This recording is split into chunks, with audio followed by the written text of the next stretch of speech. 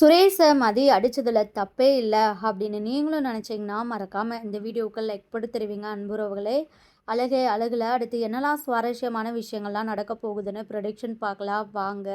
தன்னுடைய வேலை போயிடுச்சு அப்படின்ட்டு மதி ஆல்ரெடி ரொம்பவே மனசுடைஞ்சு போயிட்டு இருக்கிறாங்க. அந்த டைமில் சுரேஷ் மதிக்கு ஆதரவாக இருப்பார் அப்படின்ட்டு நினச்சா தங்கராஜ் பேச்சை கேட்டு மதிக்கிட்ட ரொம்பவே மோசமாக தான் நடந்துக்கிறாரு. மதி ரொம்பவே ஃபீல் பண்ணிட்டு இருக்கிறாங்க. அப்போது சுரேஷ் போயிட்டு மதிக்கிட்ட வந்து பேச்சு கொடுக்குறாங்க. மதியவும் சமாதானப்படுத்துகிறாங்க.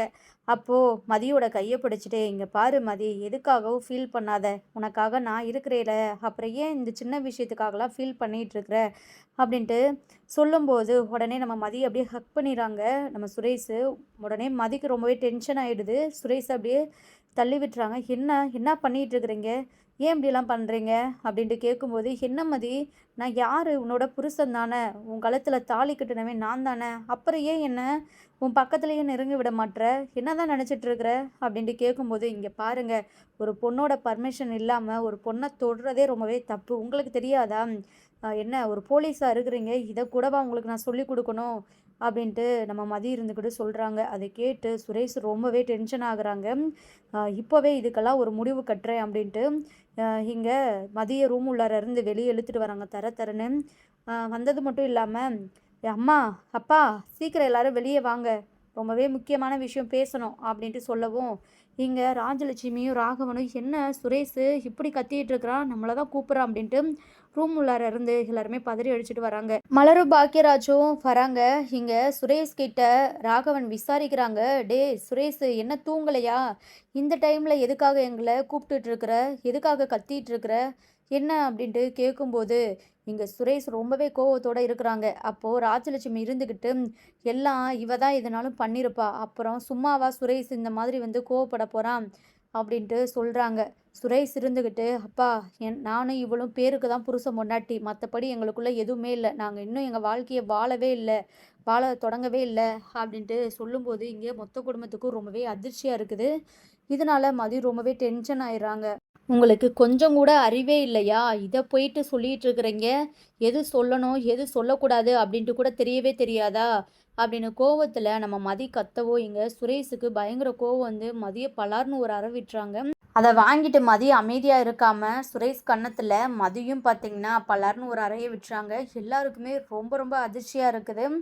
இங்கே சுரேஷுக்கெல்லாம் ரொம்பவே அவமானம் ஆகிடுது. என்னையே நீ அடிச்சிட்டியா அப்படின்ட்டு அப்படியே எகிரிக்கிட்டு மதி கூட சண்டைக்கு போகிறாங்க. இங்கே பாக்கியராஜ் சுரேஷ் கையை பிடிச்சி தடுக்கிறாரு. என்னதான் இருந்தாலும் ஒரு பொம்பளை பிள்ளையை நீ கை நீட்டி அடிச்சிருக்கக்கூடாது சுரேஷ், உன் மேலே தான் தப்பு அப்படின்ட்டு சொல்கிறாங்க.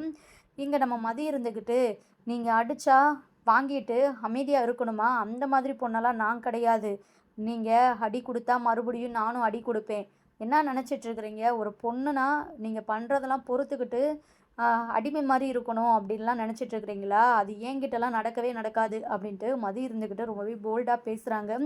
சுரேஷுக்கு என்ன சொல்கிறதுனே தெரியலை. இங்கே ராஜலட்சுமி அப்படியே புலம்புறாங்க.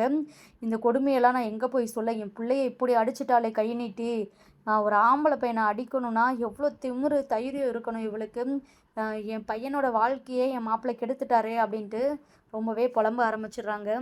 இங்கே பார்த்தீங்கன்னா அப்போவே ராகவன் இருந்துக்கிட்டு தங்கராஜுக்கு வந்து ஃபோன் போட்டுறாங்க. ஆல்ரெடி தங்கராஜ் அங்கே உள்ள பிரச்சனையில் ரொம்பவே வந்து டென்ஷனில் தான் இருக்கிறாங்க.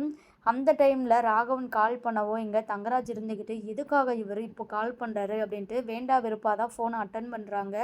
என்னங்க மாமா என்னாச்சு இந்த டைமில் கால் பண்ணுறீங்க அப்படின்ட்டு கேட்கும்போது, மாப்பிள்ளை பெரிய பிரச்சனை ஆயிடுச்சு, இந்த பொண்ணு கண்டிப்பாக நம்ம குடும்பத்துக்கு சரிப்பட்டே வராது, இப்படிலாம் நடந்துடுச்சு அப்படின்ட்டு சொல்லும்போது தங்கராஜுக்கு பயங்கர அதிர்ச்சியாக இருக்குது.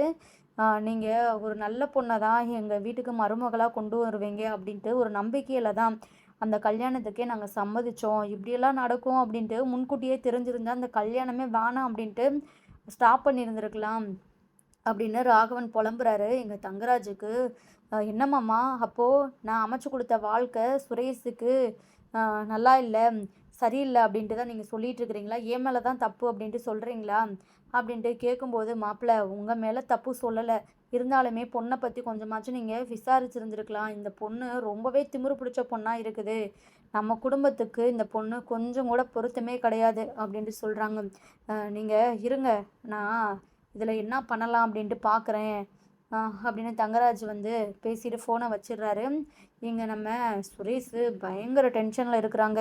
இங்கே மதிய வந்து நம்ம மலர் வந்து அவங்களோட ரூமுக்கு அழைச்சிட்டு போயிட்டு தூங்க வைக்கிறாங்க. மதி நடக்கிறதெல்லாம் பொறுக்க முடியாமல் ரொம்பவே ஃபீல் பண்ணி அழ ஆரம்பிச்சிடுறாங்க. மலர் மதியை சமாதானப்படுத்துகிறாங்க.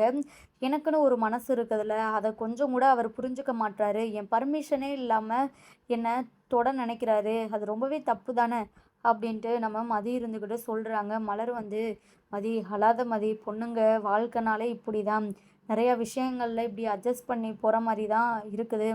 ஆனால் நீ தான் எல்லாத்தையுமே வந்து ரொம்பவே போல்டாக தைரியமாக வந்து ஃபேஸ் பண்ணுற. உண்மையாகவே உன்னோட தைரியத்தை நான் பாராட்ட தான் செய்கிறேன் அப்படின்ட்டு மலர் மதிக்கு சப்போர்ட்டாக பேசுகிறாங்க. நெக்ஸ்ட்டு பார்த்தீங்கன்னா உடனே தங்கராஜ் வந்து நம்ம மதியோட அம்மா அப்பாவுக்கு கால் பண்ணிடுறாங்க. என்ன இவர் எதுக்கு இந்த டைமில் கால் பண்ணுறாரு அப்படின்ட்டு ரொம்பவே தயக்கத்தோடு தான் மதியோட அப்பா ஃபோனை எடுக்கிறாங்க. சொல்லுங்கள் சார் அப்படின்ட்டு சொல்லும்போது, என்ன தான் நினச்சிட்டு இருக்கிறீங்க, உங்கள் பொண்ணு அடங்கவே அடங்காதா, உங்கள் பொண்ணுக்கிட்ட கொஞ்சம் கூட அந்த குடும்பத்துக்கு ஏற்ற மாதிரி இருங்க அப்படின்ட்டு நீங்கள் சொல்லி கொடுக்கவே மாட்டீங்களா அப்படின்ட்டு சொல்லும்போது, என்னாச்சு எதுவும் பிரச்சனையா அப்படின்ட்டு கேட்குறாங்க. உங்கள் பொண்ணு அந்த வீட்டில் இருக்கிற வரையும் இப்படி தான் அடுத்தடுத்து பிரச்சனை வந்துக்கிட்டே இருக்கும் போலையே, பேசாமல் உங்கள் பொண்ணை உங்கள் வீட்டுக்கே அழைச்சிட்டு போயிடுறீங்களா, உங்கள் பொண்ணை அங்கே கண்டிப்பாக நல்லபடியாக வாழாது போல் அப்படின்ட்டு நம்ம தங்கராஜ் சொல்லும்போது, இங்கே அதை கேட்டு மதியோட அம்மா அப்பா ரொம்பவே ஃபீல் பண்ணுறாங்க. உடனே காலையில் கிளம்பி வாங்க, உங்கள் பொண்ணுனால அங்கே பெரிய பிரச்சனை, உங்கள் பொண்ணு என் மச்சானை அடிச்சிடுச்சு அப்படின்ட்டு சொல்லும்போது, உடனே நம்ம மதியோட அப்பா இருந்துக்கிட்டு, என் பொண்ணு காரணமே இல்லாமல் அப்படிலாம் பண்ண மாட்டாளே, மாப்பிள்ளைய அடிக்கிற அளவுக்கு அப்படி என்ன நடந்தது அப்படின்ட்டு கேட்கும்போது, என்ன என்கிட்டயே கேள்வி மேலே கேள்வி கேட்டுட்ருக்குறீங்க, காலையில் அங்கே வீட்டுக்கு கிளம்பி வாங்க, மற்றதெல்லாம் பேசிக்கலாம் அப்படின்ட்டு ஃபோனை வச்சிடுறாங்க. எங்கள் தங்கராஜுக்கு ரொம்ப ரொம்ப கோவம் வருது. இந்த பிரச்சனைக்கு ஒரு முடிவே இல்லையா அப்படின்ட்டு இங்கே ரேவதிக்குமே நடந்த விஷயத்த மலர் சொன்னதுக்கப்புறம் ரொம்பவே ஃபீல் பண்ணுறாங்க. இந்த சுரேஷுக்கு ஏன் தான் அப்படிலாம் புத்தி போகுதோ தெரியல. எல்லாத்துக்கும் காரணம் இவராக தான் இருப்பார். இவர் சுரேஷ் கூட பழகுற வரைக்குமே அவன் இந்த மாதிரி தான் தேவையில்லாத விஷயம் பண்ணிகிட்டு இருப்பான். சீக்கிரமே இவங்க 2 பேரும் உறவை கட் பண்ணணும் அப்படின்ட்டு நம்ம ரேவதி வந்து யோசிக்கிறாங்க. அடுத்து மறுநாள் காலையில் மதியோட அப்பா அம்மா வந்துடுறாங்க. அவங்கள பார்த்ததுமே மதி ரொம்பவே ஃபீல் பண்ண ஆரம்பிச்சிடுறாங்க. நம்மளால் இவங்க அங்கேயும் இங்கேயும் அடிக்கடி அலைஞ்சிட்ருக்குறாங்களே அப்படின்ட்டு மனசுக்குள்ளே மதி ரொம்பவே வருத்தப்படுறாங்க. வந்தவங்கள ரொம்பவே கேவலமாக ராஜலட்சுமி ராகவன் வந்து திட்டுறாங்க. உங்கள் பொண்ணு எங்கள் பையனை அடிச்சிடுச்சு, என்னதான் உங்கள் பொண்ணு நினச்சி இப்படிலாம் பண்ணிகிட்டு இருக்குது அப்படி இப்படின்ட்டு பேசுகிறாங்க. உடனே ராகவன் இருந்துக்கிட்டு, உங்கள் பையன் எப்படி எங்கள் பொண்ணை அடிக்கலாம் அப்படின்ட்டு நம்ம மதிக்காக சப்போர்ட் பண்ணி பேசுகிறாங்க. அதை கேட்டு ராஜலட்சுமி ராகவனுக்கெல்லாம் பயங்கர அதிர்ச்சியாக இருக்குது. உங்கள் பொண்ணுக்கு நீங்களே இப்படி வந்து சப்போர்ட் பண்ணால் உங்கள் பொண்ணு நல்லா வந்து குடும்பத்தை லட்சணமாக வாழும் பாருங்கள்.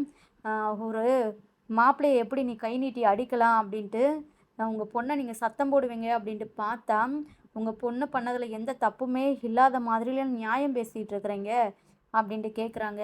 உடனே நம்ம ராகவன் இருந்துக்கிட்டு, இங்கே பாருங்கள், எங்கள் வீட்டு பொண்ணை பற்றி எங்களுக்கு நல்லாவே தெரியும், காரணமே இல்லாமல் மதி எப்போதுமே இந்த மாதிரி பண்ண மாட்டான். உங்கள் பையன் ஃபஸ்ட்டு எங்கள் பொண்ணை அடித்தது ரொம்பவே தப்பு. அது எப்படி ஒரு பொண்ணை கை நீட்டலாம், இப்போது போலீஸ் ஸ்டேஷனுக்கு போயிட்டு கம்ப்ளைண்ட் கொடுத்தா என்ன ஆகும் அப்படின்ட்டு உங்களுக்கே நல்லாவே தெரியும். நான் சொல்லி தான் தெரியணும் அப்படின்ட்டுலாம் அவசியமே இல்லை அப்படின்னு சொல்கிறாங்க. உடனே இங்கே ராஜலட்சுமி வாய்க்கு வந்த மாதிரி ரொம்பவே தப்பு தப்பாக வந்து பேசுகிறாங்க. நாங்களும் கம்ப்ளைண்ட் கொடுக்குறோம், உங்கள் பொண்ணு நடத்த சரியில்லை, உங்கள் பொண்ணு அதனால தான் என் பையன் கூட இப்போ வரைக்குமே வாழ்க்கையை வாழாமல் இருக்கிறா. எந்த பையன் அமைதியாக இருப்பான் இந்த பொண்ணு பண்ணுறதை பார்த்துட்டு? கல்யாணம் எதுக்கு பண்ணி வைக்கிறாங்க? ஒரு குழந்தை குட்டி ஆகணும், வாழ்க்கையை வாழணும் அப்படின்ட்டு தானே பண்ணி வைக்கிறாங்க. இப்போதான் எங்களுக்கு விஷயம் புரியுது, உங்கள் பொண்ணு வேற ஒரு பையன் கூட தொடர்பில் இருக்குது, அதனால தான் என் பையன் கூட வாழ்க்கையை வாழ மாட்டுது அப்படின்ட்டு ராஜலட்சுமி வாய்க்கு வந்த மாதிரி மதியம் ரொம்பவே கேவலமாக வந்து பேசுகிறாங்க. அதை கேட்டு மதி ரொம்பவே டென்ஷன் ஆகிட்டு கோவத்தில் ராஜலட்சுமியை அடிக்கிறதுக்காக கை ஓங்குறாங்க. சுரேஷ் என் அம்மாவே அடிக்கிறதுக்காக கை ஓங்குறியே அப்படின்ட்டு மதியை அடிக்கிறதுக்காக வராங்க. அப்போது ராகவன் வந்து ஊடால வந்துடுறாரு. ராகவனை வந்து சுரேஷ் வந்து அடிச்சிடுறாங்க. பெரிய பிரச்சனையாயிடுது. இங்கே ராஜலட்சுமி பேசின விஷயங்களெல்லாம் கேட்டு நம்ம ராகவனால் தாங்கிக்கவே முடியலை. இப்படி நடந்துடுச்சு அப்படின்ட்டு மறுபடியுமே வந்து ராகவனுக்கு செகண்ட் டைம் ஹார்ட் அட்டாக் வந்து அப்படியே வந்து விழுந்துறாங்க கீழே மயங்கி. அதை பார்த்த நம்ம மதியோட அம்மாலாம் பயங்கரமா வந்து அழ ஆரம்பிச்சுறாங்க. இங்க மதி அவங்களோட அப்பாவ மடியில தூக்கி வச்சு, "அப்பா எழுந்திரிங்கப்பா. ஏன்பா இவங்கலாம் சொல்றாங்க அப்படின்ட்டு நீங்க எதுக்காக இங்க வந்தீங்க? நான் தான் சொன்னேன்ல என் வாழ்க்கைய நான் பார்த்துக்கிறேன்" அப்படின்ட்டு ரொம்பவே அழுகுறாங்க. இங்க மதியோட வாழ்க்கைய நம்ம தான் கெடுத்துட்டோம் அப்படின்ட்டு மதியோட அப்பாக்கு குற்ற உணர்ச்சியிலேயே இப்படி ஆயிடுச்சு. அப்பவும் கூட ராஜலட்சுமி வாய மூடல. ராஜலட்சுமி இன்னுமே ரொம்பவே தப்பா பேசுறாங்க. இதனால மதியோட அம்மா வந்து பயங்கர கோவத்துல ராஜலட்சுமி கழுத்த புடிச்சு சுவத்துல தள்ளி அ அடிக்கிறாங்க. எவ்ளோ திமிரு தைரியம் இருந்தா நீங்க எங்க வீட்டு பொண்ண ரொம்ப தப்பு தப்பா பேசுவீங்க. எங்க மதி நெருப்பு மாதிரி. அவள போயிட்டு தப்பா பேசிட்டீங்களே! அது மட்டும் இல்லாம, என் வீட்டுக்கார இந்த நிலைமைக்கு கொண்டு வந்துட்டீங்களே! உங்க யாரையுமே நான் சும்மாவே விடமாட்டேன் அப்டின்ட்டு இது பண்ணிட்டு இருக்கிறாங்க. எங்க சுரேஷ், ராகவனுக்கெல்லாம் பயங்கர அதிர்ச்சியா இருக்குது. மலர் இருந்துகிட்டு மதியோட அம்மாவ வந்து சமாதானப்படுத்துறாங்க. பாக்கியராஜ் இருந்துகிட்டு, "மதி உடனே வந்து உங்க அப்பாவ ஹாஸ்பிட்டலுக்கு கூட்டு போகலாம். ஆம்புலன்ஸ் வர சொல்லியிருக்கிறேன்" அப்டின்ட்டு மதியோட அப்பாவ ஹாஸ்பிட்டலுக்கு கூட்டு போறாங்க. இந்த ராஜலட்சுமி, ராகவன், சுரேஷ் இவங்க யாரையுமே மதி சும்மாவே விடக்கூடாது அப்படின்ட்டு நீங்களும் நினச்சிங்கன்னா மறக்காமல் கமெண்ட் பண்ணி தெரிவிங்க. தேங்க் யூ ஃபார் வாட்சிங்.